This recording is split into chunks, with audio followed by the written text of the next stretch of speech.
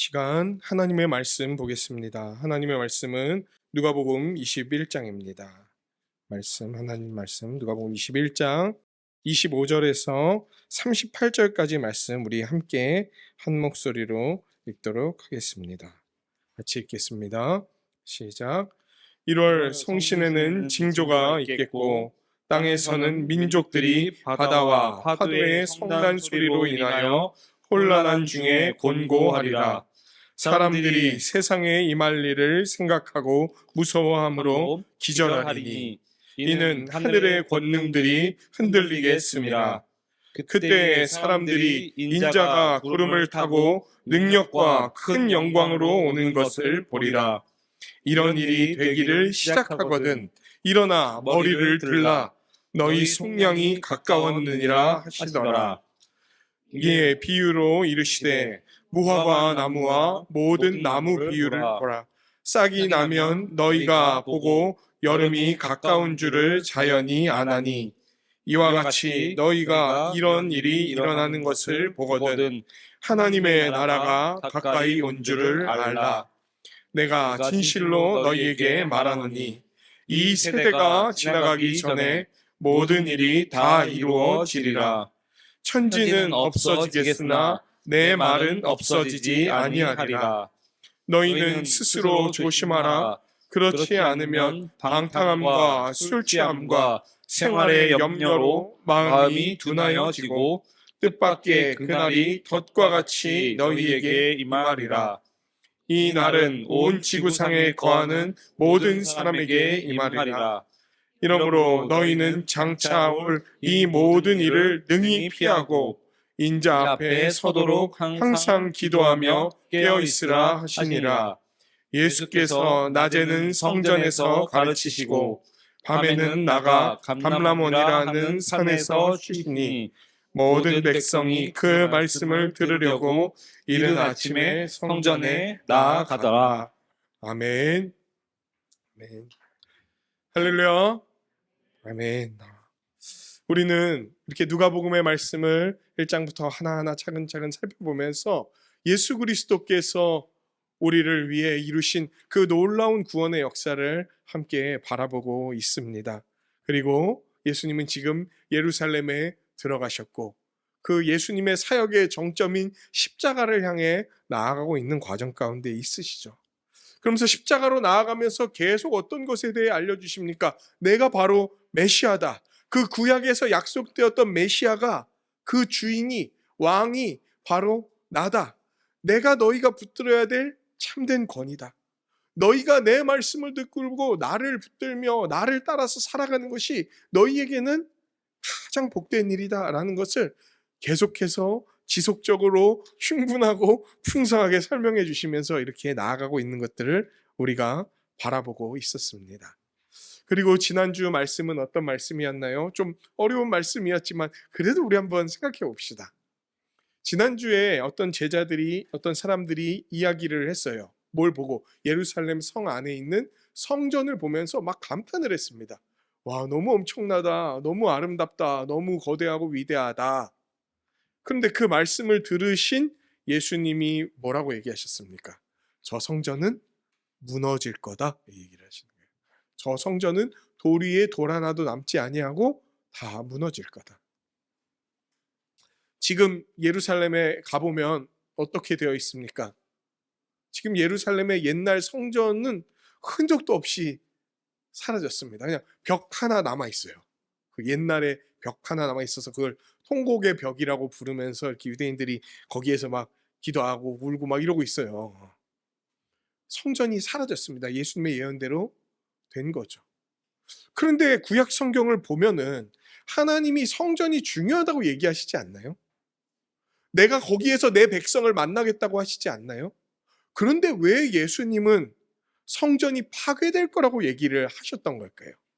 뭔가 하나님과 의견 조율이 잘 안 되신 겁니까? 하나님은 성전이 중요하다고 구약에서 말씀하셨는데 왜 신약의 예수님은 성전이 파괴될 거라고 얘기를 하셨을까요? 많은 사람은 그 성전이야말로 하나님이 민족과 함께 하신다는 증거다. 이것이 우리의 자부심이고 여기로부터 우리에게 권위가 나타나고 이루어진다고 믿고 있었어요. 그러나 그 성전은 무엇이었습니까? 참된 성전이 무엇이며 어떤 것인지를 바라보게 하는 모형이었습니다. 지금으로 우리로 말하자면 아주 정교한 묘사는 아니지만 모델 하우스 같은 거예요. 여러분, 모델 하우스는 뭘 보여주는 겁니까? 실제 집이 어떤 건지를 알게 해주는 거죠. 하지만 모델 하우스는 실제 집이 아닙니다. 거기 있는 것들을 충분히 쓸 수도 없고요, 온전히 누릴 수도 없습니다. 진짜 뭐가 주어져야지만 진짜가 되는 겁니까? 내 집을 분양받아야지 진짜가 되는 거예요. 성전은 모델 하우스 같은 거예요. 그러면 뭐가 이제 주어져야 됩니까? 모델 하우스인 성전을 넘어서는 진짜가 주어져야 되는데, 예수님이 성경을 통해 뭘 이야기하시냐면 바로 그 진짜 성전이 바로 나다, 이 얘기를 하시는 거예요. 요한복음 말씀을 통해서 특별히 그 얘기를 하셨어요. 진짜가 왔으면 이제 뭐가 필요 없습니까? 이제 분양이 완료가 다 되면 뭐가 더 이상 필요가 없습니까? 모델하우스는 필요가 없는 거예요. 오히려 모델하우스가 있는 건 분양이 되었다는 사실을 헷갈리게 만들 수가 있습니다. 그러므로 이 땅에 참 성전이신 예수 그리스도가 오셨기 때문에 더 이상 성전은 필요가 없는 거였어요. 그래서 예수님은 성전이 파괴되어야 될 것을 예언하셨던 거예요. 성전이 없어져야 진짜 성전, 진짜 권위, 우리가 붙들어야 될 분이 누구라는 사실이 더 뚜렷해집니까? 예수 그리스도라는 사실이 더 뚜렷해지는 거예요. 그런데 이 성전이 없어질 것, 그리고 예수께서 이 땅의 참 주인으로서 모든 세상을 다스리시는 그 날이 올 텐데, 그 날이 올 때에는 여러 가지 징조가 있을 것이다 라는 것들을 이렇게 알려주셨습니다. 그러므로 징조가 있는 것을 보거든 너희는 이제 더 이상 어디에 매달리지 말고, 예루살렘 성전에 매달리지 말고 여기를 다 빠져 나와서 이제 참된 성전인 누구를 붙들어라, 예수 그리스도를 붙들라는 사실을 예수님이 지속적으로 알려주셨던 거예요. 오직 예수님을 붙드는 것,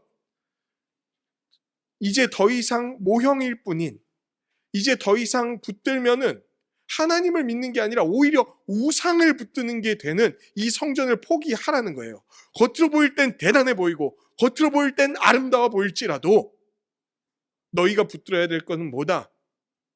오직 예수 그리스도다. 그걸 신학자들은 뭐라고 얘기하냐면 오직 그리스도, 오직 믿음이라는 표현을 쓰는 거예요. 오직 예수 그리스도를 믿음으로 말미암아 의롭다함을 얻는다. 나를 안전하고 복되게 하시리가 예수 그리스도인 것을 바라봐야 되는 거예요. 다른 헛된 것을 잡아서는 안 된다고 얘기를 하는 거예요. 다른 게 더 아름답다, 다른 게 더 즐겁다, 다른 게 더 재밌다, 다른 게 더 좋은 거야, 그거에 집착하는 게, 그거를 붙드는 게, 거기에 내 인생을 쓰는 게 나를 더 온전히 하는 거야 라고 하는 모든 사설들을 버리고 참 권위이신 예수 그리스도를 붙들어야 된다라는 것. 오히려 그런 다른 잡설과 사설들에게 매여 있는 것은 어떤 운명을 맞게 될 것이다? 무너진 예루살렘 성전과 함께 파괴되는 운명을 맞게 될 것이다. 그러므로 예수 그리스도를 붙들라, 이 얘기를 예수님이 지난주 본문을 통해 계속 이야기해 주신 거예요. 그리고 오늘 말씀은요, 그런 지난 말씀에 이어지는 내용입니다. 예루살렘의 멸망, 그리고 이게 멸망될 것이라는 이 징조에 이어 예루살렘이 멸망된다는 것은 또한 다른 것의 징조이기도 해요. 그러니까 우리가 지난주 말씀에 예루살렘이 멸망되기 전에 이런 징조가 있을 거야 라는 걸 얘기해 주셨다면, 이제 그 징조가 있게 되면 뭐가 있습니까? 예루살렘이 멸망되는 일이 나타나죠.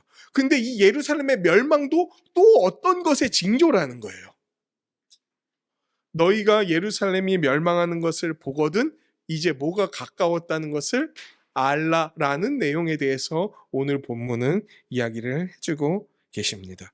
그리고 그때를 성경은 뭐라고 이야기하냐면 마지막 때라고 이야기를 하는 거예요. 구약의 표현을 빌어서 이야기하자면 여호와의 날이라고도 불리는 때입니다.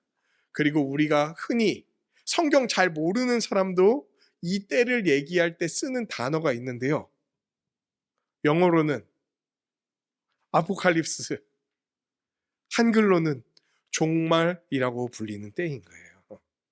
예루살렘 성전이 무너지는 것을 보거든 드디어 뭐가 이르렀다는 것을 알아라. 종말이 이르렀다는 것을 알아라.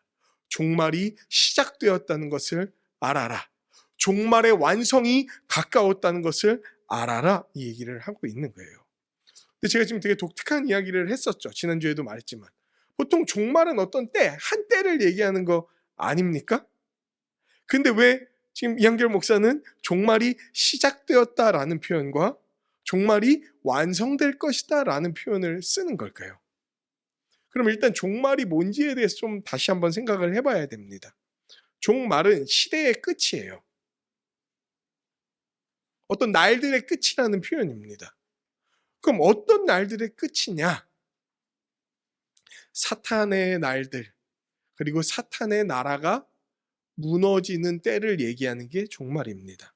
그런데 그거는 사탄의 나라가 단순히 무너지는 것만을 얘기하는 게 아니라 사탄의 나라가 무너지고 하나님의 나라가 시작되는 때, 그때를 마지막 때 여호와의 날 종말이라고 불렀던 거예요. 근데 여러분, 2000년 전에 누가 이 땅 가운데 오셨죠? 예수 그리스도가 오셨죠. 예수 그리스도가 이제 30세 되시던 해부터 3년간 공생애를 보내십니다. 그러면서 어떤 일들을 하시나요? 하나님 나라의 복음을 전하고 가르치고 고치시고, 뭘 막 내어쫓죠? 귀신들을 내어쫓는 일들을 하세요. 귀신들이 내어쫓긴다는 것을 성경은 뭐라고 얘기하냐면 그들의 나라가 무너진다. Fallen Kingdom, 그들의 나라가 무너진다고 얘기를 하는 거예요. 그리고 뭐가 임한다? 하나님의 나라가 임한다라는 얘기를 하는 거예요. 그러므로 사탄의 나라가 무너지고 하나님의 나라가 들어서는 종말이 누구로 말미암아 시작이 된 거냐면 예수 그리스도의 초림, 그분이 이 땅에 오신 것으로 말미암아 시작되었다고 얘기를 하는 거예요. 종말이 시작되었다. 그런데 이게 드디어 완성이 될 때가 올 겁니다. 언제? 우리 주 예수 그리스도가 다시 오시는 때. 그때에는 구약에 약속되었던 종말의 모든 성취가 완전하게 다 이루어져서 뭐가 임할 거다? 새하늘과 새 땅이 임할 거다. 사실 새하늘과 새 땅은 되게 좋은 표현이고 성경에 나오는 표현이고 그걸 우리가 한자어로도 번역해서 옛날에 많이 불렀습니다. 근데 요새는 잘 안 하려 그래요. 꺼리게 돼. 왜? 이단이 그 표현을 쓰니까. 신천 신지가 새하늘과 새 땅이거든요. 근데 신천지 때문에 우리가 그걸 못 쓰고 있지만 사실은 굉장히 좋은 표현이죠.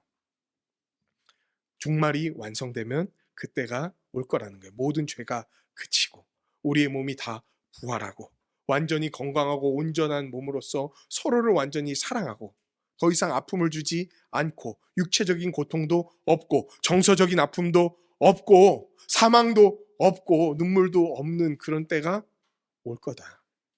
그런데 그런 때가 올 것이라는 것은 종말이 시작되는 것을 보거든 완성될 것임을 확신할 수 있다는 거예요. 그리고 그 종말의 시작을 알리신 게 우리 주 예수 그리스도께서 이 땅에 오신 것이라는 거예요. 근데 많은 사람들이 이 예수님이 이 일을 이루러 오신 메시아 그리스도라는 사실을 잘 못 믿으니까 한 가지 강력한 사건을 통해서 이분이 진짜 메시아 참성전이 맞다라고 얘기하는 게 성전의 파괴인 거예요. 그러므로 이제 사람들은 알아야 됩니다. 성전이 파괴되는 것을 보거든 진짜 어떤 때라는 것을 알아야 됩니까? 종말이 시작되었다는 걸 알아야 된다는 거예요.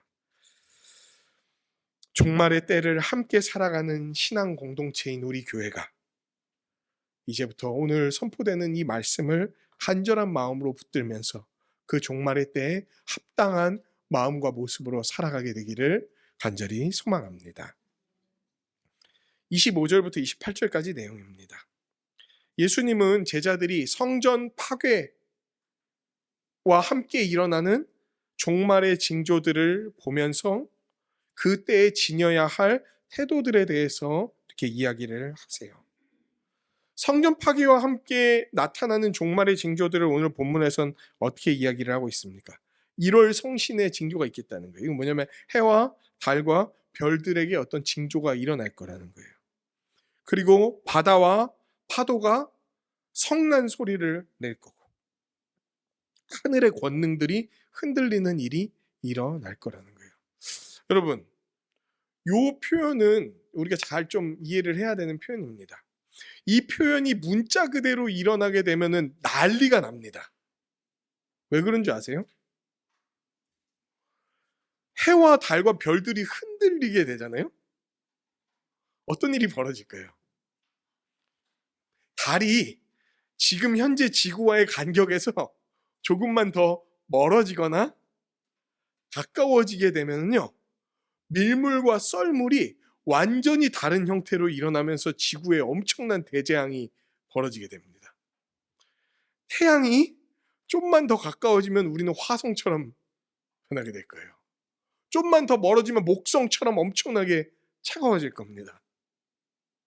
지금 그 얘기인즉슨 요 표현들이 문자 그대로 받아들여야 될 표현이 아니라 어떤 특별한 목적을 갖고 쓰여져 있는 중대한 묘사라는 것들을 우리는 좀 생각을 해야 됩니다. 그리고 이 표현들은 다 구약 성경에서 예언서라고 불리는, 특히 종말의 때를 이렇게 예언하고 있는 예언서에 쓰이는 표현들인 거예요. 그런데 이 종말의 때를 예언하고 있는 예언서에서 이 표현들이 쓰일 때 해가 막 붉어지고 달이 무너지고 별들이 쏟아지고 강들이 일어나고 바다와 파도가 성난 소리를 내면서 덮치고, 이런 표현들은 어떨 때 썼던 표현들이냐면 어떤 나라들이 망하거나 무너질 때, 또는 예루살렘이 이제 구약에도 파괴됐었던 적이 있잖아요. 바벨론에 파괴될 때. 이런 것들을 예레미야라든지 에스겔 선지자라든지 이런 사람들이 예언할 때 썼던 표현이 이런 거예요. 마치 천체가 흔들리는 것처럼, 엄청난 자연재해가 우리를 덮치는 것처럼 커다란 일들, 무서운 일들, 두려워할 만한 일들이 이 땅에 그리고 성도들에게 벌어질 것이다 라는 것을 얘기하는 표현이 이런 거예요. 그러므로 여러분, 사도행전에도 이런 표현이 나오거든요. 베드로가 이렇게 설교할 때 요엘서 말씀을 인용하면서 지금 오늘이 성령이 임한 때인데 뭐 자녀들은 예언할 것이고 청년들은 환상을 보며 이러면서 막 달이 붉어질 것이고 막 이런 표현을 써요. 그게 실제로 달이 시뻘개질 것이다, 이런 적월에 대한 과학 현상에 대한 얘기가 아니라 엄청난 일들이 지금 벌어지고 있다, 벌어질 것이다 라는 것을 얘기하는 표현입니다. 나라가 망하고 나라가 일어나고 내전이 벌어지고 자연재해들이 일어나고 사람과 사람들이 서로를 미워하고 해치고, 그리고 예수 믿는 자들을 잡아다가 핍박하고 넘기는, 그리고 예루살렘 성전이 파괴되는 것 같은 끔찍한 일들이 벌어지게 될 것이다 라는 이야기를 하고 있는 거예요. 그리고 지금도 이 시대에도 그런 일들이 나타나고 있죠. 뭐 우리가 알고 있는 대표적인 예가 뭡니까? 저기 돈바스 근처에서 벌어지고 있는 우크라이나와 러시아 전쟁이라든지, 뭐 70년 전에 우리 이 한반도에 있었던 한국 전쟁이라든지, 여러 가지 것들, 지진, 해일, 내전, 여러 가지 것들이 지금 우리와 함께 일어나고 있는 것, 이것들에 대한 이야기를 하고 있는 거라는 거예요. 그러니까 점점 이런 것만 보면은 여러분, 인류 역사에 대해서 어떤 생각을 갖게 됩니까? 인류 역사를 이렇게 좀 관심을 갖고 공부해 보신 분들은요, 어느 순간 약간 회의가 와요. 어떤 회의? 과연 인류에게 소망이 있을까? 뭘 좀 잘해보려 그래요. 열심히 해보려 그래요. 근데 열심히 하고 잘해보려 그런 것 갖고 서로를 죽이는 일 했어. 나침반을 발명했습니다. 대양을 항해할 수 있는 배를 만들었어요. 그럼 이제 어떻게 합니까? 잘 가서 자연을 발견하고 좋은 것들을 발견하고 가꾸고 멋진 세상, 신세계를 일궈가면 되잖아요. 근데 그거 갖고 뭐 했는지 아십니까? 식민지 만들고 사람들 노예 삼고 엄청난 발전을 했어요. 전기를 발명했어. 증기기관을 발명했어. 그걸로 세상을 더 편하게 만들 수 있다고 생각했는데 그게 최고조로 발전했을 때가 언제인 줄 아십니까? 1차 세계대전 직전이에요. 그거 갖고 뭐 했습니까? 서로 학살했어. 드디어 최고의 자원을 만들어냈어요. 이건 소량만 갖고도 엄청난 에너지를 발현해서 많은 사람들이 더 이상 다른 어떤 자원을 쓰지 않고도 이것만 갖고도 충분하게 살 수 있는 걸 만들었는데 그거 갖고 뭐 했습니까? 히로시마의 한 방, 나가사키의 한 방. 인류의 역사를 보건대, 예수님 이후로부터 그 역사들을 보건대 모든 것이 파괴되고 끝장나는 것 같은 세상이 계속 펼쳐지는 것만 같다는 거예요. 그러니까 소망이 없다. 거기다가 안 그래도 이렇게 혼란스럽고 어려운 세상인데 신자들은 더 핍박을 받는다고 지난 본문에 또 써 있어. 심지어 가족들이 자기가 가장 사랑하는 자들이 예수를 믿는다는 이유 때문에 우리를 넘겨줄 것이다. 이런 내용들. 핍박을 받게 할 것이다. 고통을 줄 것이다. 더 손해보게 할 것이다. 너희가 예수를 믿음으로 말미암아 정직하고 너희가 예수를 믿음으로 말미암아 더 선하게 살아가려고 할 때 그거 이용해서 너희를 빼먹으려고 할 거고 너희의 골수를 착취할 거고 너희를 더 못 살게 만들려고 할 거고 이런 일들을 벌일 거라고 얘기를 하니까 야, 그럼 신자에게 도대체 소망이 뭐냐? 그때 우리는 27절의 말씀을 볼 수 있는 거예요. 한번 같이 읽을까요? 시작. 그때 사람들이 인자가 구름을 타고 능력과 큰 영광으로 오는 것을 보리라. 아멘. 그때는요, 예수님 다시 오실 때 얘기하는 거 아닙니다. 이러한 징조들이 있는 때를 얘기하는 거예요. 즉, 종말의 시작과 완성 사이, 그때에 인자가 구름을 타고 능력과 큰 영광으로 오는 것을 보리라 라고 얘기합니다. 인자는 누굴까요? 여기서 인자. 인자는 사람의 아들이라는 뜻입니다. 그런데 예수님은 이 인자라는 말을 되게 자주 쓰세요. 그리고 그 인자는 보통 누구를 지칭할 때 예수님이 쓰셨냐면 자신을 지칭할 때 썼던 단어입니다. 근데 이 인자라는 말이 성경에서 여러 곳에 나오는데 특별히 이 인자가 아주 특별하게 쓰이던 구절이 바로 다니엘 7장 13절 14절 말씀입니다. 같이 한번 읽도록 하겠습니다. 같이 두 절이니까요. 같이 읽도록 하겠습니다. 시작. 내가 또 밤 환상 중에 보니 인자 같은 이가 하늘 구름을 타고 와서 옛적부터 항상 계신 이에게 나아가 그 앞으로 인도되매 그에게 권세와 영광과 나라를 주고 모든 백성과 나라들과 다른 언어를 말하는 모든 자들이 그를 섬기게 하였으니 그의 권세는 소멸되지 아니하는 영원한 권세요 그의 나라는 멸망하지 아니할 것이라. 아멘. 이게 다니엘의 예언입니다. 미래에 이런 일이 있을 거다. 어떤 일? 인자 같은 이가 하늘 구름을 타고 와서 옛적부터 항상 계시니, 보통 구약에서 옛적부터 항상 계시니라고 얘기하는 건 하나님에 대한 묘사입니다. 이 인자 같은 이가 하나님에게로 나아가 그 앞에 인도되는데 하나님이 어떤 걸 하시냐면 그 인자 같은 이에게 권세와 영광과 나라를 주고 어떤 나라의 주인, 주가 되게 하고, 그런데 보니까 나라가 어떤 나라입니까?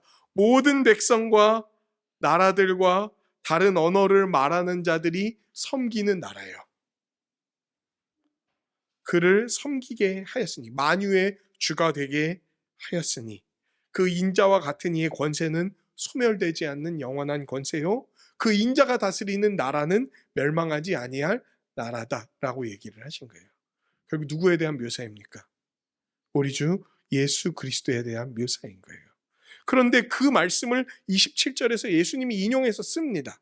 그런 징조가 일어날 때에 인자 같으니 내가 구름을 타고 와서 큰 능력과 영광으로 너희에게 올 것이다, 이 얘기를 하는 거예요. 근데 우리가 예수님이 오시는 건 언제 오시나요? 재림 때, 마지막 때에 오시는 거 아닙니까? 근데 왜 이 징조가 나타날 때에도 오신다고 얘기를 하는 걸까요? 특별히 구름을 타고 온다는 건 무슨 손오공이 되시다 이런 얘기가 아니라, 그 구름은 하나님의 현현, 임재에 대한 구약의 어떤 묘사 같은 건데, 예수님이 어떻게 오실까? 여러분, 지금 예수님 어디 계시죠? 여기 뒤에서 어떤 분이 이렇게 거의 춤추듯이 손 올렸는데요. 어디 계십니까? 하나님 우편에 계세요. 우리가 하늘에 가시다. 근데 그 하늘은 스카이가 아니라 헤븐이라고 하는 하나님이 계신 곳이죠. 하나님 우편에 가셨다고 얘기를 해요. 그럼 여기는 안 계시는 거 아닙니까? 근데 왜 우리는 예수님이 우리를 다스리신다고 얘기를 하나요? 예수님은 하늘에 계시는데, 예수님이 우리를 다스리시기 위해 누구를 보내주셨습니까? 성령님을 보내주신 거예요. 즉 예수님의 다스림, 그분의 오심이 누구를 통해 이 땅 가운데 임하기 시작했냐면 성령님, 하나님이신 성령님을 통해 이 땅 가운데 임하기 시작하신 거예요. 쉐키나, 하나님의 현현, 임재, 그것이 성령님을 통해 이 땅에 나타나기 시작하는 걸 보여주고 말하는 내용이 뭐냐면은, 인자가 구름을 타고 능력과 큰 영광으로 오는 것을 보게 될 거라는 거예요. 근데 큰 영광과 능력으로 오는 것은 성령님을 통해서 오는 건데, 보게 된다는 건 도대체 뭔데? 바로 성령을 받은 자들이 그 성령의 인도하심을 따라 살아가는 교회의 모습을 통하여 하나님께서, 그리고 예수님께서 구름을 타고 능력과 큰 영광으로 나타나셔서 이 땅을 다스리시는 것을 보게 될 것이다. 그러므로 이런 엄청난 징조들과 핍박 속에서도 너희는 뭐 하지 마라? 두려워하지 말아라. 그 엄청난 핍박 속에서도 두려워하지 않고 교회로서 살아가던 사람들의 이야기를 성경이 적어 놓은 게 있죠. 그게 뭡니까? 우리가 이 누가복음 끝나면은 볼 사도행전 말씀인 거예요. 그리고 28절, 이런 일이 되기를 시작하거든 어떻게 해라? 일어나 머리를 들라. 너희 속량이 가까우니라 하시니라. 아멘. 예수님이 지금도 우리를 다스리고 계세요. 엄청난 징조와 핍박 속에서도 우리를 다스리고 계시고, 지난주 말씀에서도 뭐라고 얘기했습니까? 우리를 보호하시겠다고 얘기했잖아요. 그럼 핍박을 당하지 않는다거나 환난을 당하지 않는다는 얘기가 아닙니다. 핍박과 환난 속에서도 끝내 너희의 믿음을 지켜주셔서 구원을 인도해 주셔서 완전한 회복이 되는 그 날까지 너희를 인도하실 것임을 약속해 주시는 거예요. 그리고 너희가 이것이 일어나는 것을 보고 믿고 알게 되거든 뭐 해라? 고개를 들라는 거예요. 엄청난 징조가 일어나고요, 막 핍박 당하면 어떻게 합니까? 고개를 숙이게 됩니다. 두려워서 숙이거나 지게 되거나 보지 못하거나 숨어버리는 방식으로 대처하는 게 고개를 숙이는 건데, 그렇게 하지 말아라. 이제 고개를 들어서 하나님과 예수님이 이루시는 그 일들을 바라보라는 거예요. 왜? 이 일들이 일어나는 것을 보거든 너희의 속량이 가까웠다는 증거이기 때문이다. 너희의 구원이 이미 시작되었고 완성될 것이라는 증거이기 때문이다. 그러므로 어려움 때문에 물러서거나 어려움 때문에 고개 숙이거나 어려움 때문에 지지 말고 제발 너희의 고개를 들어라. 내가 이미 구원을 시작했고 완성할 것이다. 이걸 믿으라는 거예요. 이걸 믿으라는 거예요. 패배한 자처럼, 두려움에 쩔어버린 자처럼 고개를 숙이지 말고 하나님의 구원이 완성될 것을 기대함으로 바라보라는 거예요. 29절부터 33절까지 말씀입니다. 신자들은 이런 징조를 보면서 더 확신해야 됩니다. 이런 징조들을 보는 것은 무화과 나무와 모든 나무의 비유와 같다는 거예요. 무화과 나무와 모든 나무들에게 이렇게 뭐가 나는 것을 보거든, 싹이 나는 것을 보거든 뭐가 가까웠다는 것을 우리는 알 수 있습니까? 여름이 가까웠다는 것을 아는 거예요. 그러므로 징조가 일어나는 것을 보거든 종말의 시작이 이루어졌다는 징조가 나타나는 것을 보거든 이제 뭐가 가까웠다는 것을 알아라. 종말의 완성이 가까웠다는 것을 알라는 거예요. 그 날이 언제와 어느 때에 일어날지 정확히 아는 사람은 없으나, 심지어 성경은 뭐라고 합니까? 아들도 천사도 모르고 오직 아버지만 아신다. 예수님도 모르신다 그래요. 하나님만 그때를 아시지만, 다만 우리가 알 수 있는 건 지금 언제라도 예수님이 다시 오실 수 있는 상황이 되었으니 늘 그때가 가까웠다는 것을 기억함으로 살아가라는 겁니다. 과연 예수님이 말씀하신 게 그 구원의 완성이 이루어질까요? 진짜 예수님 다시 오실까요? 다시 오셔서 새하늘과 새 땅을 이루실까요? 뭘로 믿나요, 우리가? 뭘로 확신할 수 있나요? 그냥 예수님이 뻥친 거면 어떡합니까? 예수님이 그냥 헛소리 하시고 가신 거면 어떡합니까? 이게 진짜라는 얘기를 우리는 어떻게 확신할 수 있습니까? 하나님은 세상을 창조하실 때부터 지금까지 많은 약속을 우리에게 해오셨어요. 그리고 이 모든 약속들은 역사 가운데에서 다 이루어져 왔습니다. 하나도 빠짐없이 다 이루어져 왔어요. 특별히 무엇을 통해 그 약속이 성취되고 완전히 이루어질 것을 소망하게 됐냐면 우리 주 예수 그리스도가 이 땅에 오신 것을 통해서, 그리고 십자가에 달리신 것을 통해서, 그리고 그분이 역사적으로 부활하신 사건을 통해서 하나님의 약속이, 하신 모든 약속이 다 이루어져 왔다는 것을 우리는 봤어요. 그리고 이제 남은 하나님의 약속은 단 하나입니다. 우리 주 예수 그리스도가 다시 오시는 것. 여태까지 하신 약속이 다 이루어져 왔다는 것을 보고 믿고 알게 되면 이제 남은 한 가지의 약속도 어떻게 될 거라는 것을 우리는 압니까? 반드시 이루어질 거라는 것을 확신하게 되는 거예요. 그러므로 이런 징조가 일어나고 예수 그리스도가 다스리시는 것을 보거든 예수님이 반드시 오실 사실도 믿을 수 있다는 거예요. 예수님이 예언하셨죠. 이런 것은 천지가 다 없어져도 예수님의 말씀은 없어지지 않고 반드시 성취될 거라고 말씀하시는 겁니다. 그러므로 우리는 여러분, 우리 삶에 일어나는 여러 가지 곤고와 환난과 어려움 속에 매여갖고 고개 숙이고 눈물 짓고 그것 때문에 그냥 매여서 발버둥 치고 소리 지르는 걸로 우리의 인생을 끝내면 안 됩니다. 그냥 눈앞에 일어나는 일들 때문에 고통스럽고 괴로워서 거기에 매여갖고 내 인생은 이게 뭐냐? 나는 이게 뭐냐? 난 망했어. 이렇게 얘기하는 것은 하나님이 창세 때부터 우리를 위해 이끌어오신 모든 계획들을 무시해버리는 거예요. 그리고 그 계획이 예수 그리스도를 통해서 성취되기 시작했다는 것도 바라보지 못하는 거고, 그리고 예수님 다시 오심으로 완성될 것임을 온전히 신뢰하지 못하는 거예요. 사탄이 쓰는 방식이 그겁니다. 계속 이 땅의 것에 매여있게 만드는 거. 이 땅의 것에 욕심을 내거나 이 땅에서 누릴 수 있는 즐거움에 천착하게 만들거나 아니면 이 땅의 염려에 매이게 만들어서 조금도 하나님의 역사를 바라보지도 못하고 소망하지도 못하고 내 인생 망했다고 생각하게 하는 것. 누가 함부로 자기의 인생을 망했다고 평가할 수 있습니까? 예수께서 그 피로 그 생명을 내어주심으로 살리셨는데 누가 감히 자기 마음대로 자기의 인생을 헛되다고 이야기할 수 있습니까?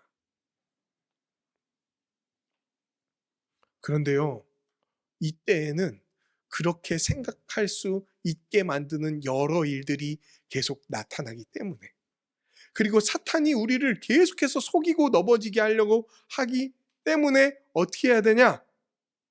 조심해야 된다는 거예요. 34절부터 36절까지 말씀입니다. 예수님은 이렇게 시작된 종말과 완성될 종말 사이 이 시대 속에서 제자들이 살아가야 할 합당한 모습에 대해 말씀해 주십니다. 먼저 뭐라고 말씀하십니까? 34절, 너희는 스스로 조심하라. 잘 살펴야 돼요.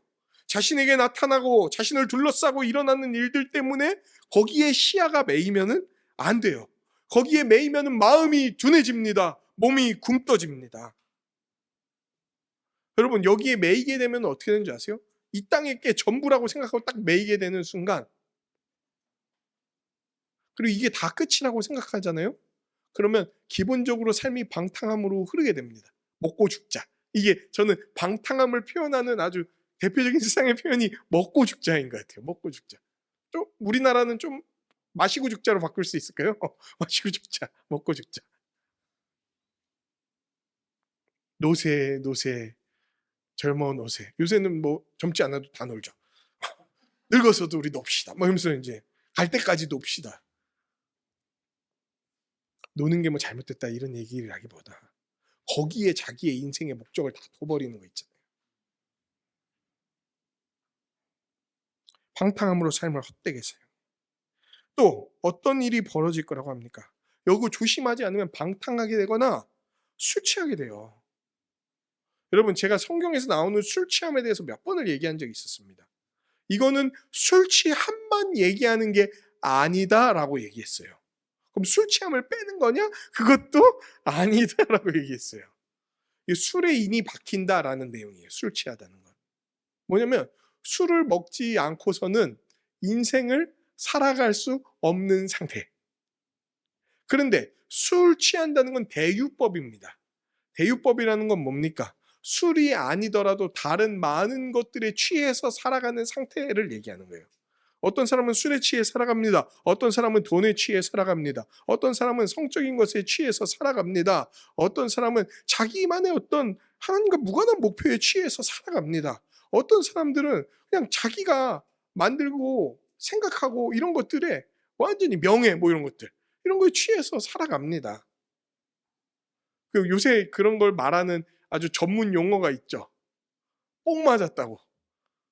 명예 뽕, 돈 뽕 이런 거 맞아갖고 거기에 그냥 취해갖고 거기에 임박혀서 살아가는 거죠.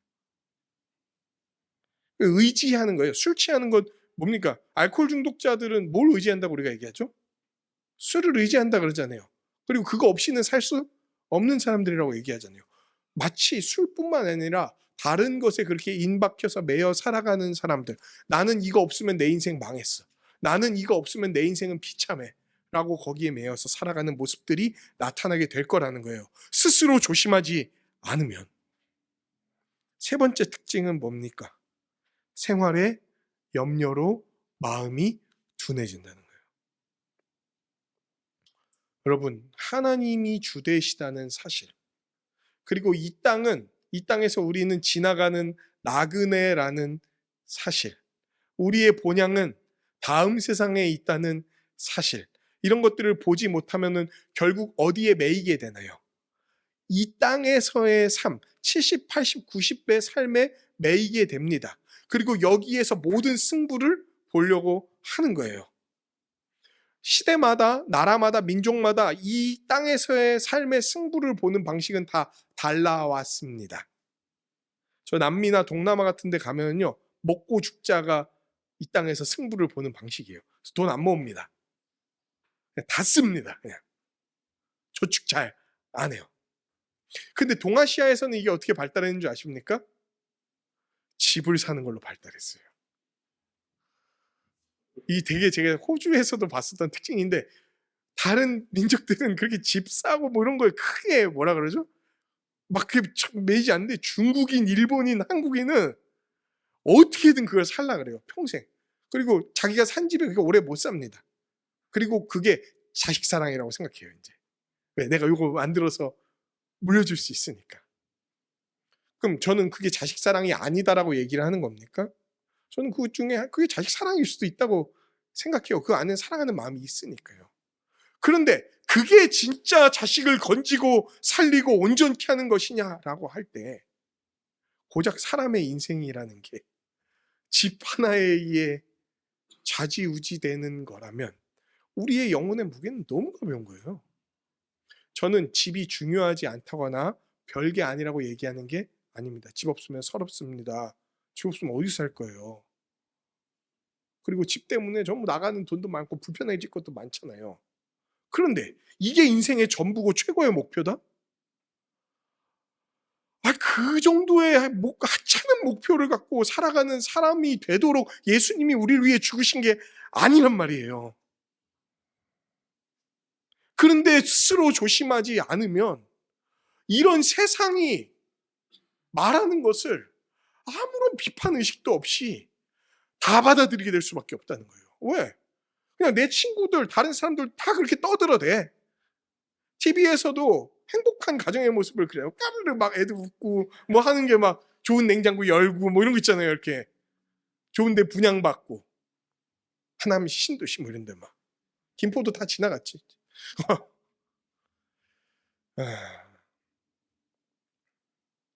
그러면 둔해집니다.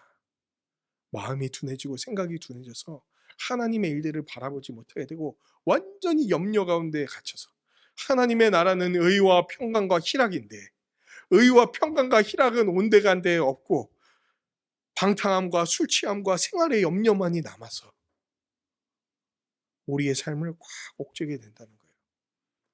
이미 예수 믿지 않는 사람들은 이게 그 사람들의 삶을 옥죄고 있습니다. 어떨 때는 방탕하게, 어떨 때는 술 취함으로, 어떨 때는 생활의 염려로 매어서 그냥 한평생을 살아가요. 그러니까 돈을 500 버는 사람이나 200 버는 사람이나 1000 버는 사람이나 다 똑같이 말해. 죽겠다. 이해가 안 돼. 200 버는 사람으로서 이해가 안 돼. 왜 죽겠다고 하죠? 근데 다 죽겠대요. 왜? 다 여기에 매여 있으니까 각자 그 방식대로 그걸 사용하는 거예요. 그런데 조심해야 됩니다. 왜냐하면 그날이 덫과 같이 우리에게 임할 것이기 때문에 그래요. 그날이 뭡니까? 바로 우리 주 예수 그리스도가 다시 오시는 날입니다. 그럼 왜 이걸 조심하라고 합니까? 이 날은 온 지구상에 거하는 모든 사람에게 임하는 날인데 조심하지 않고 여기에 매여 있으면 결국 그거는 뭘 의미하는 거냐? 여기에 계속 매여서 이것으로밖에 살아가지 않는 사람은 결국은 예수 그리스도를 참된 성전으로서 믿고 의지하지 않는 사람이기 때문에 그날이 오면 어떤 일을 당하게 됩니까? 이 징조 때 나타났던 모든 일들과 같은 심판이 그에게 부어져서 성전이 파괴가 되는 것처럼 그 사람의 영혼과 육체가 완전히 심판받는 일이 벌어지기 때문에 그렇습니다. 36절 이러므로 너희는 장차 올 이 모든 일을 능히 피하기 위하여 그리고 인자이신 예수 그리스도 앞에 다시 오실 그분 앞에 서기 위하여 어떻게 해라? 항상 기도하며 깨어있으라 라고 얘기를 하시는 거예요. 우리의 믿음이 흐려지지 않기 위해서 그리고 믿음을 간구하기 위해서 그리고 믿는 자로서 서기 위해서 다른 것에 한눈을 팔지 않기 위해서 헛된 것을 쫓지 않기 위해서 뭐 하라고 얘기합니까? 항상 기도하여 깨어있으라. 기도를 통해 하나님이 베풀어 주신 은혜를 기억하고 감사하는 거예요. 기도를 통해 내가 어떤 존재가 되었는지를 다시금 생각하며 하나님께 나아가는 거예요. 그리고 예수 그리스도로 말미암아 변한 존재로서 합당하게 살아가도록 저를 다스려 주시옵소서라고 기도하는 거예요. 세상의 온갖 두렵고 잡다한 일들 속에서도 오직 하나님의 통치, 예수 그리스도의 살피심을 신뢰하며 나아가게 해달라고, 세상의 시선 뺏기지 않게 해달라고, 오직 예수 그리스도 바라보며 평강 가운데 살아가게 해달라고 기도하는 거예요. 지금 제가 말한 기도의 내용을 누가 알려주셨습니까? 예수님이 어디에서? 마태복음 6장에서. 그걸 뭐라고 얘기합니까? 주 기도문이라고 부르는 거예요. 우리가 아까도 고백했었죠. 수많은 징조가 있는 종말의 때가 그리스도에게 인에게 있어서는 고난의 때가 될 수도 있고 두려움의 때가 될 수도 있고 생활의 염려에 매이게 될 수가 있는 시기이기 때문에 예수님은 스스로 조심하며 기도로서 깨어 있어야 됨을 알려주셨던 겁니다. 37절에서 38절 말씀입니다. 지금 예수님이 이 얘기 하신 거 있잖아요. 여러분 엄청난 얘기예요. 막 성전 무너질 거다 이런 얘기는 유대인들한테 까무러칠 만한 얘기입니다. 거기다 마지막 때가 너무 하나님 믿는 신자들에게 무서운 때이지만 또 동시에 하나님이 그리고 예수님이 어떻게 보호하실지를 막 선포하는 너무나 엄청난 이야기들이었어요. 이걸 사람들이 다 들었습니다. 그러고 나서 보이는 사람들의 반응인 거예요. 되게 처음에 그들이 듣고 싶어 하지 않는 이야기를 하신 거잖아요. 그런데도 37절에 어떻게 돼 있습니까? 예수님은요, 거리낌 없이 전하십니다. 야, 이 사람들이 이거 들으면 쇼크 받을 텐데, 어떡하지? 야, 이 전하면 되게 기분 나빠할 텐데, 어떡하지? 상심하면 어떡하지? 이렇게 생각하시지 않으시고, 낮에는 성전 가서 가르치시고, 밤에는 쉬셨대요. 밤에 쉬신 얘기를 왜 적어놨을까요? 그리고 이런 것 읽으면서 좀 궁금하지 않으세요? 도대체 예수님이 낮에 성전에서 가르치셨다는 건 알겠는데 밤에 쉬셨다는 얘기를 왜 써놨을까? 이거는요, 낮에 전하시기 위해서 밤에 쉬신 것을 얘기하는 거예요.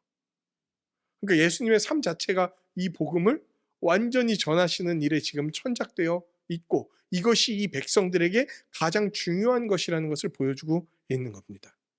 그리고 그 말씀을 들은 사람들의 반응이 38절에 나오는데 어떻습니까?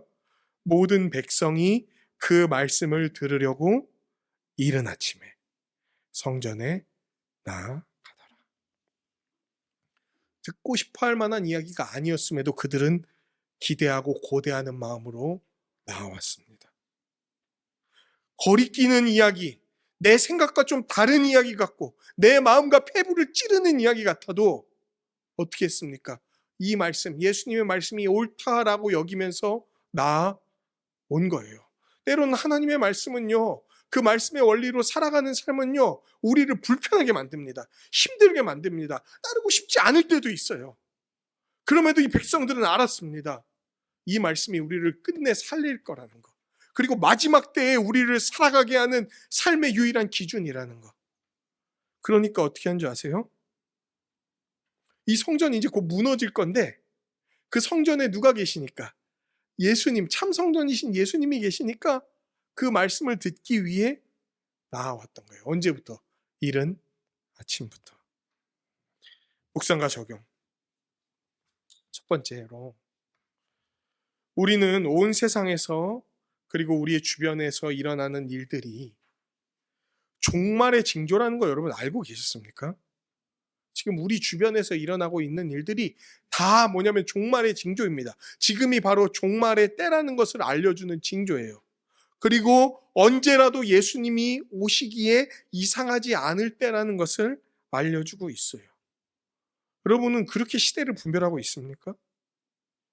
야, 이제 예수님 거의 다 오셨다. 이제 그때가 가까워 왔다.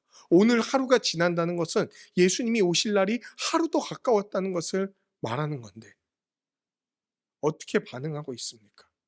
지금 예수님이 가까울 날이 시시각각 다가오는데 나는 지금 내 고개는 어디를 향해 지금 보고 있습니까? 숙이고 있습니까? 들어서 하나님이 이루시는 일들을 보고 있습니까? 삶에서 일어나는 일들, 하루살이처럼 즐기는 삶에 국한된 채 인생 살아가지 맙시다. 사실 뭐 저는 아직 젊습니다. 인생이 뭡니다. 제가 이렇게 하기엔 너무 살아온 삶이 짧아요. 그럼에도 불구하고 제가 말씀드릴 수 있는 것은 예수 그리스도께서 이 인생에서 일어날 수많은 일들, 제가 아직 겪어보지 못한 일들, 이미 겪으셨던 분들이 있는 일들, 겪으실 일들 가운데 매여 있으면 안 된다는 것에 대해서 얘기를 하고 있다는 거예요. 세상 사람들처럼 노후 보장을 위해서 이 땅의 거에 집착하거나 하루의 쾌락을 위해 자신의 인생을 허비하지도 않습니다.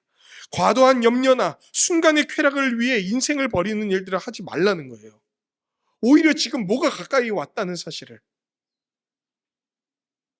하나님 나라가 이미 임했고 예수님의 재림이 가까웠다는 사실을 알고 감사하며 그 나라의 통치에 순종함으로 고개를 들어 하나님이 이루실 일들을 바라봐야 된다는 거예요. 시대를 분별하며 나아가는 우리가 되기를 간절히 소망합니다.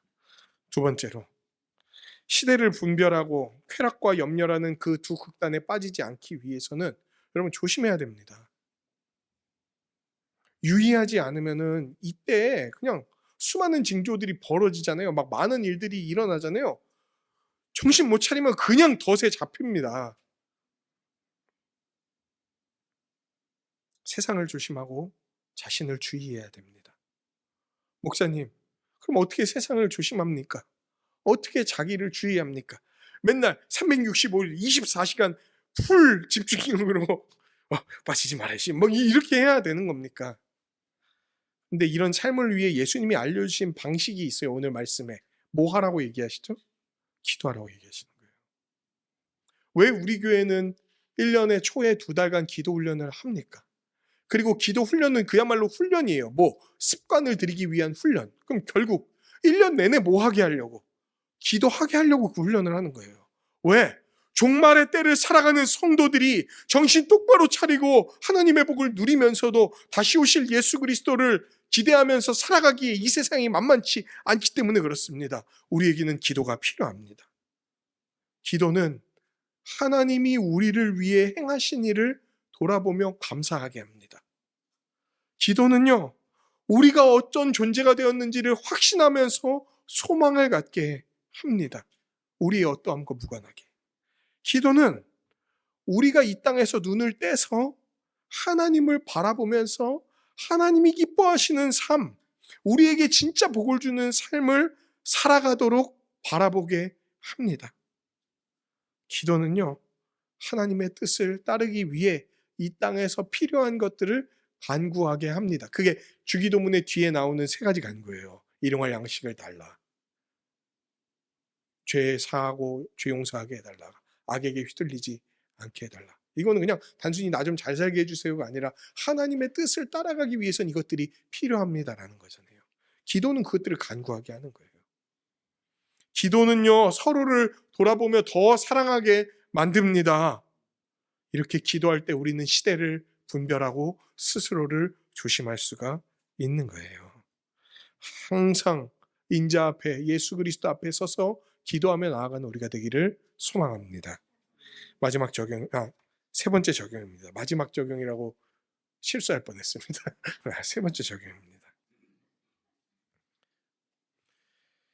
깨어서 종말을 바라보고 시대를 구별하며 이것을 위해 기도하라는 예수님의 당부를 들은 백성들의 반응은 어땠습니까? 시대를 구별하고 깨어있고 기도하라고 얘기했으면 이제 기도해야 되지 않나요? 그런데 38절에는 백성들이 어디에 나와서 뭘 했다고 나오죠? 매일 아침 예수 그리스도의 말씀을 듣기 위해 성전으로 나왔다고 얘기하는 거예요. 그들은 참 성전이신 예수께 나아가 말씀을 들었습니다. 왜? 조심하고 깨어있고 계속해서 기도하려면 뭘 들어야 되냐면 말씀을 들어야 됩니다. 말씀을 바라봐야 되는 거예요. 도대체 징조가 뭔지, 사탄의 나라의 멸망은 뭔지, 하나님 나라는 어떤 건지, 그 나라가 임한다는 건 뭔지, 그 나라를 임하게 하신 예수 그리스도는 어떤 분인지, 그 예수께서 우리를 어떻게 구원하시는지, 은혜를 더하시는지, 그 삶에 합당한 것이 무엇인지를 알려면 결국 뭘 봐야 되냐면 말씀을 봐야 돼요. 말씀을 들어야 되는 거예요.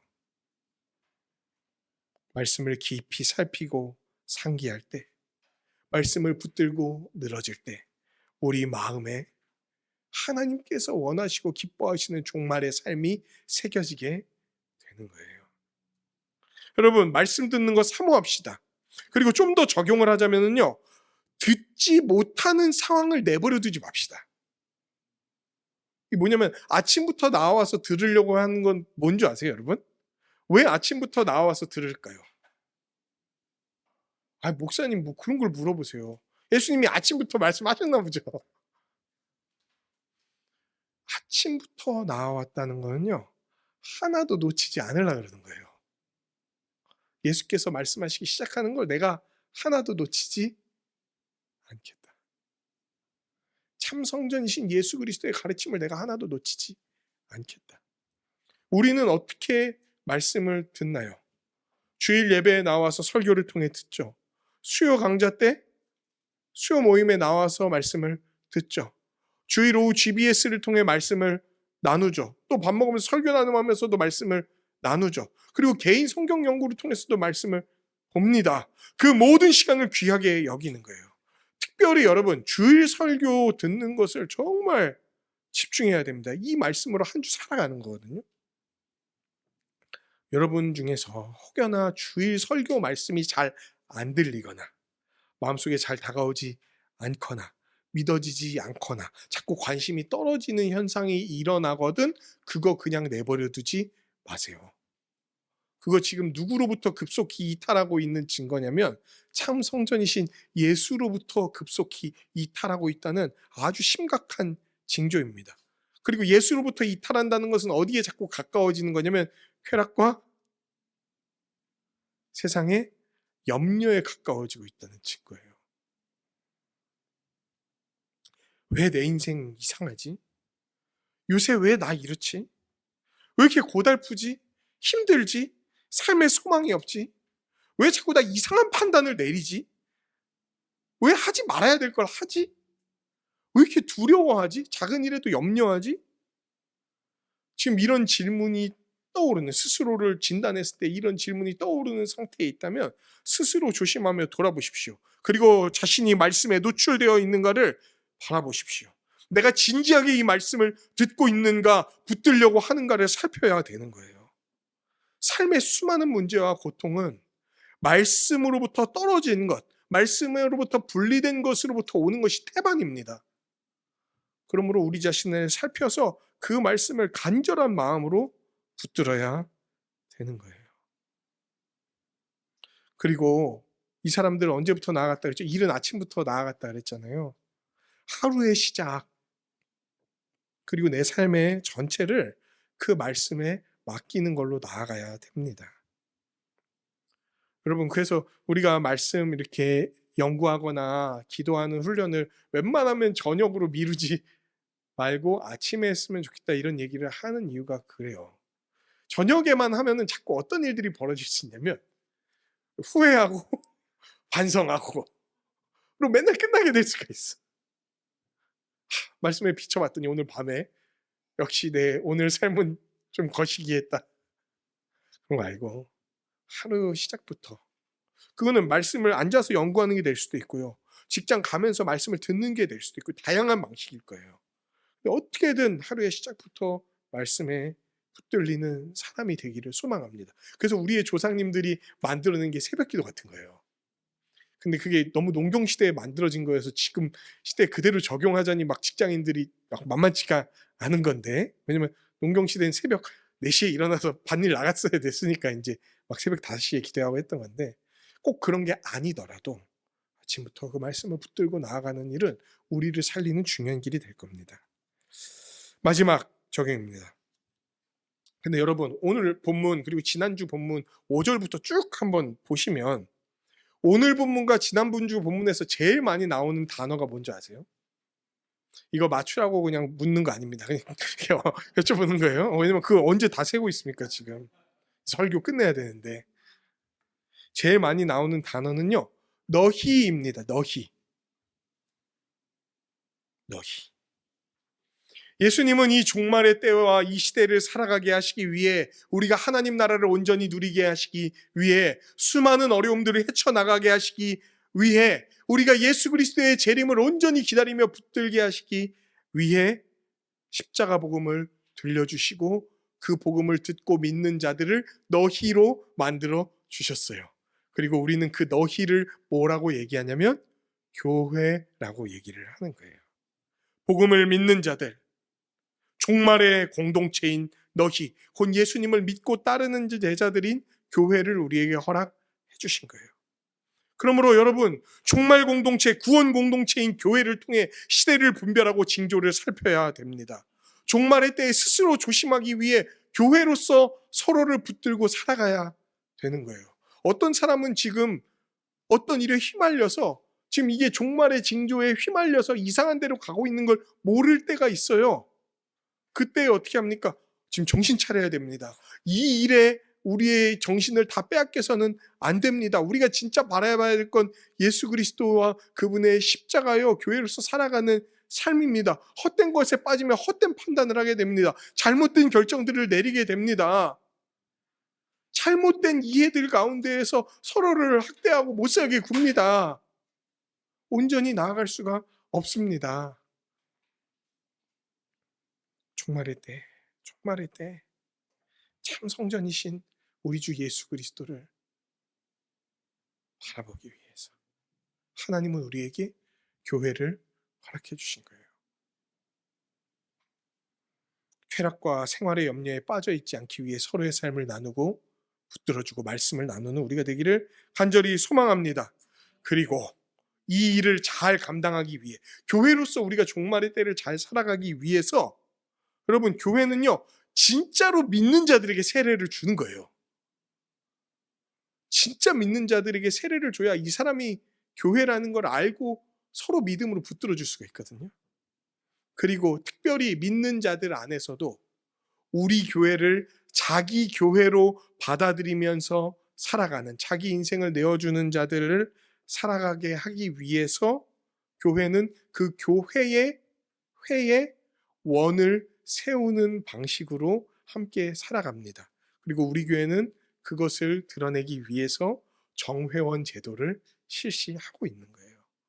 아이고 이 교회는 참 특이하네, 정회원 제도를 실시하네, 뭐 이런 게 아니라 이 종말의 때에 예수 그리스도께서 허락하신 종말의 공동체로서 함께 구원을 누리고 다시 오실 예수 그리스도를 붙들고 살아가는 그 격렬한 삶을 위하여 이 정회원 제도를 실시하는 겁니다. 정회원이 되는 것을 그래서 살필 때요, 오늘 말씀에 나와 있는 걸 살피는 거예요. 지금 항상 깨어서 뭐 하라고 했죠? 기도. 그리고 매일 뭐 가운데 나왔죠? 말씀. 그래서 정회원 세울 때 말씀의 핵심 내용들을 잘 믿고 있는지 점검하고 테스트하고, 그 믿는 바대로 살아가려고 격렬하게 스스로를 조심하는지 그 증거들을 살피고, 그리고 오늘 세워질 이제 예솔 자매랑 제가 거의 한 3주간, 한 달간 매일 저한테 뭐를 보냈냐면 언제 무엇을 위해 기도했는지, 그리고 무슨 말씀을 묵상했는지 매일매일 그 삶을 잘 살아가고 있다는. 그리고 정회원 되고 나서도 한 달간 저랑 계속 그거 할 거예요. 그럼 그 2달만 하는 거냐? 아니, 이게 그냥 평생 그 일을 하는 걸 확인하려고 그러는 거예요.